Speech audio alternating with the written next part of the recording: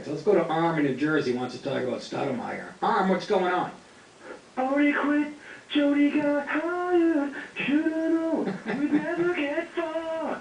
Look, I gotta tell you, man, you have impeccable taste in co-hosts. You have my blessing. Love Mac in the Sack. You gotta love Mac in the Sack. Love him. I go back with him to the dog days of late 80s, early 90s WFAN. See that? And you had all these automaton mouthpiece jagoffs, and Jody was easily the coolest and most down to earth. So ahead of his time. So, like, he talked pro wrestling and horse racing. Did he really? Oh, yeah. And fantasy sports. It was a blip on the sonar back then.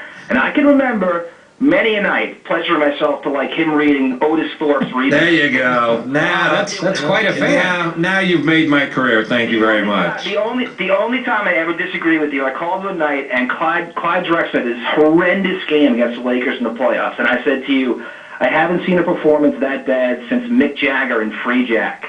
And you defended... Absolutely. Mick was good in Freejack. Dare you. And it was a good movie. I dare you to watch it today and see if it holds up. I dare you. Not only would I watch it, I'd pay for it. You have it on Blu-ray? No.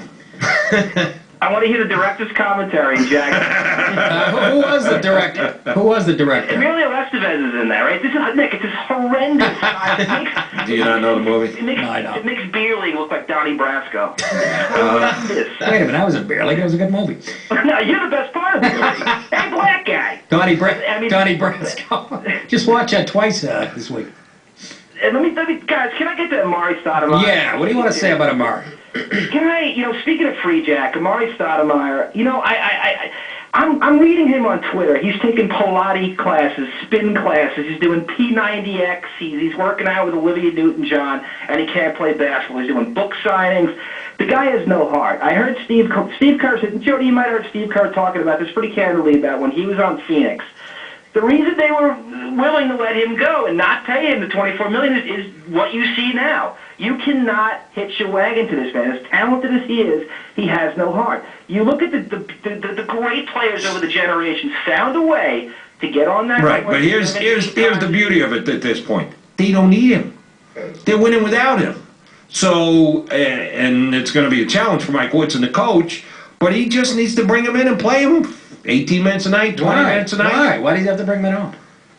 Because I know he's got a contract and all that stuff. Have some balls as a coach and go, I'm not disrupting this. This is the best we've looked in years. I'm not disrupting. Have some balls, be a coach, be a leader. Amari, we'll get you when we can, okay? Exactly. I could not agree more with that. I'd like to see that.